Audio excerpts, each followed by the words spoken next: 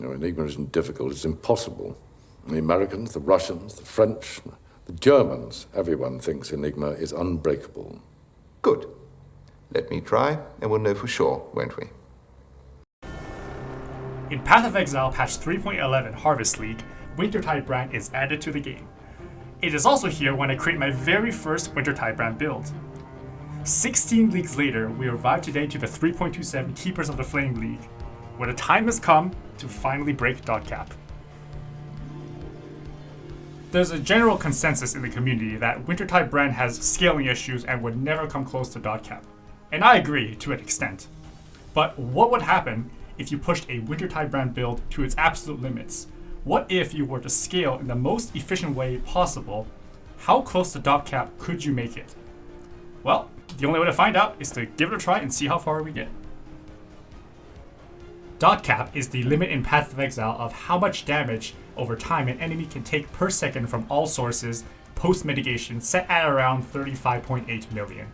To make my math easier, I choose to round up to 36 million flat.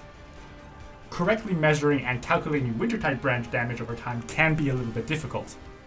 Currently, if you open PoE Ninja and look up the top Wintertide brand builds, you'll find builds with .DPS no higher than 1 million.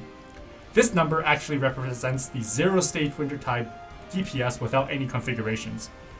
The visualization of brand DPS should look something like this, where the brand ramps up from 0 stages to 20 max stages and then continues dealing damage at max stages until it expires.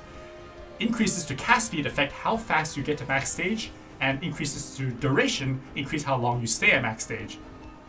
This means that the fairest representation of damage over time is not the 0 stage snapshot or the 20 max stage snapshot. Instead, it is the average damage option in PoE because it correctly accounts for cast speed and duration investment by calculating the time-weighted average .DPS across the span of a brand.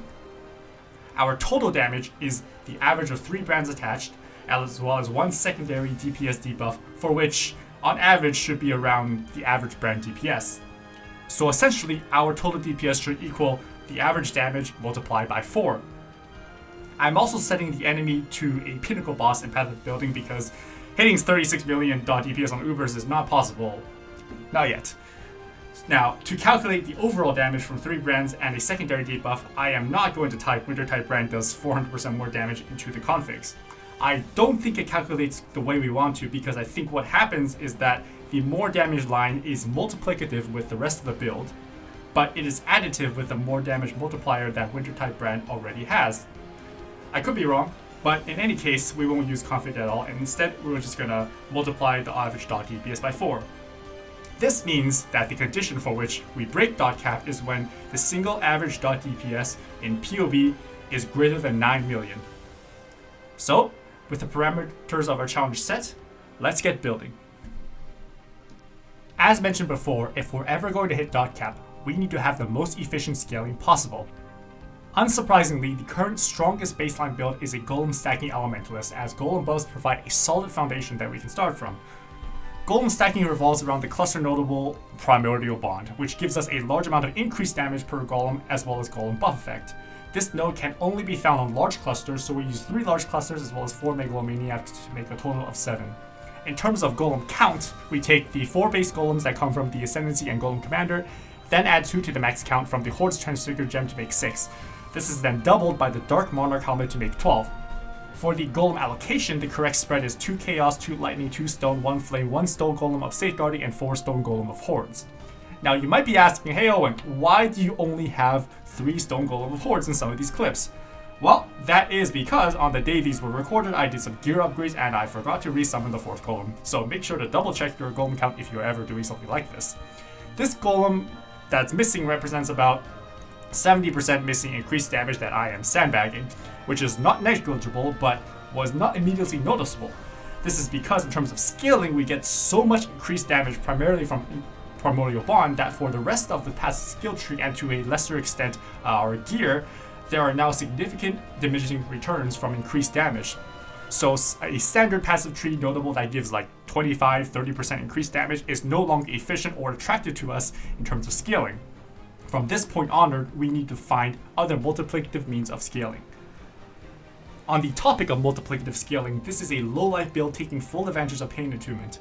We use a Core Skiing Elixir and Trader Keystone for 100% unconditional flask uptime, also known as the Captain Lance Special. Being able to reserve life also gives us access to both Malevolence and Zealotry auras. For more common multiplicative affixes, the key here is that we get as much as possible, but we also get a mix of stats if possible, because over-concentrating in any one of these is going to lead to diminishing returns.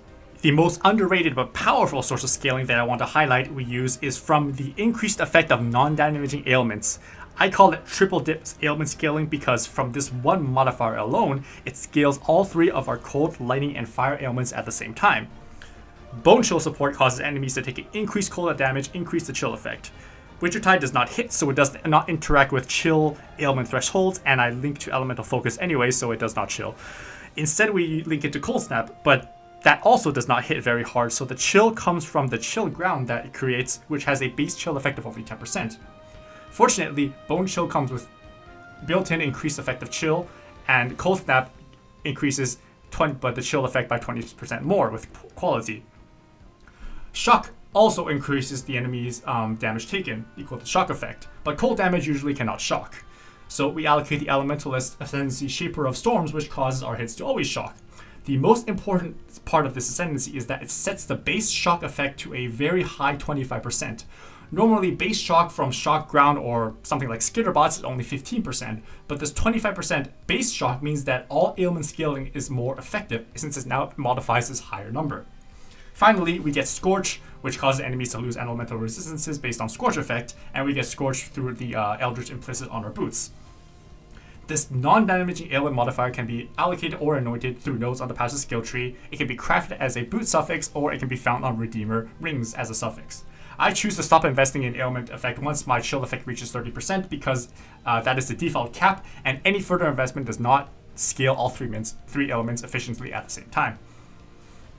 So we put this all together into Path of Building to check our DPS so far, and we realized that we're still a little bit off from dot cap, but there yet remains ways to go higher. Taking a look at my current weapon and shield, I would say that this is a pretty nice scepter. This is probably as good as metacrafting without going into mirror tier territory will get. If I look at my shield, it's also pretty good, but it doesn't give me any damage. Now I could potentially replace the energy shield prefixes with increased spell damage, cold damage, and +1 cold gems, but that also still doesn't take me to dot cap. Enter the Squire, a unique shield that allows socketed support gems to link to skills socketed in main hand. As you can guess, it means I recrafted a weapon to take advantage of this interaction. By combining influence modifiers, we create a effectively 9-link Wintertide brand with some very efficient synergy. For example, it turns out that if you just link faster casting to your Wintertide brand, you will never have cast speed issues ever again. Normally, in a 6-link setup, I would never use faster casting, but in this case, we can access it efficiently because it's just part of a cast speed roll. Similarly, a Empower 4 under normal circumstances is not strong enough to use in a 6-link. However, when used in a Squire setup, we can craft +2 levels to socketed support gems in our wand, which effectively makes this gem an Empower 6. The final upgrade that I make is an Ashes of the Stars corrupted with +1 curse. This is combined with an elemental weakness on hit ring, which adds the second curse on top of Frostbite. I choose Curse on Hit as the application method, even though it only applies the weakest level 1 version of the curse because I value ease of playstyle, and this upgrade does not add any buttons to my skill rotation. So we plug in these changes to Path of Building, check our DPS, and at last, I am happy to announce that dot cap has been broken. Now, before you go burn down your kitchen trying to cook this Wintertide brand build, the answer to the question, can you dot cap Wintertide brand, is now yes. But for whether you should dot cap Wintertide brand, the answer is maybe. The reason is that while the Squire version of this build most definitely has superior damage, the one thing it does not have is the energy shield recovery on block that you can only find on a rare shield.